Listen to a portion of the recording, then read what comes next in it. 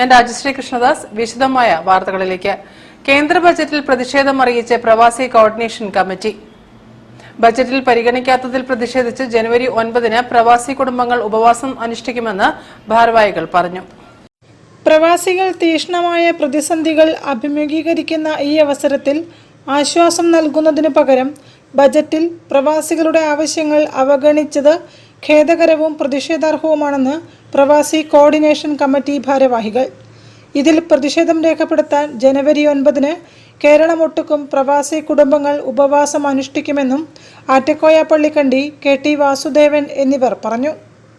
പ്രവാസികൾ മുഴുവനും വളരെയേറെ സാമ്പത്തിക പ്രതിസന്ധി അനുഭവിക്കുമ്പോൾ കേന്ദ്രത്തിൽ പൂർണ്ണമായും വിശ്വസിച്ച് ഈ ബഡ്ജറ്റിൽ പ്രവാസികൾക്കായി തന്നെ എന്തെങ്കിലും ബഡ്ജറ്റിൽ വിലയിരുത്തുന്നത് പൂർണ്ണ വിശ്വാസത്തിലായിരുന്നു പ്രവാസികൾ. ഈ രാജ്യത്തിൻ്റെ സമ്പദ്ഘടന ശക്തിപ്പെടുത്തുന്ന കാര്യത്തിൽ പ്രവാസികൾ എടുത്ത പങ്ക് വളരെ വലുതാണ്. എന്നാൽ ഇന്നത്തെ പ്രവാസികൾ മുഴുവനും തന്നെ ഈ ബഡ്ജറ്റിൻ്റെ കാര്യത്തിൽ വളരെ നിരാശാജനകമായിട്ടാണ് നിൽക്കുന്നത്.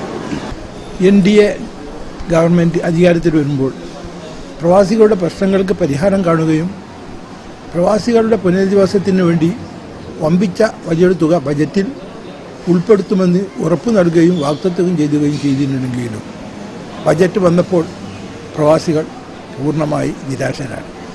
ബജറ്റ് പ്രവാസികളോട് ചെയ്ത അവഗണന അവസാനിപ്പിക്കണമെന്ന് ആവശ്യപ്പെട്ടുകൊണ്ട് അഭ്യർത്ഥിച്ചുകൊണ്ട് കേന്ദ്ര മന്ത്രിമാർക്ക് നിവേദനവും പ്രമേയവും അയച്ചിരുന്നുവെങ്കിലും അത് സംബന്ധിച്ചും യാതൊന്നും ഉണ്ടായിട്ടില്ല.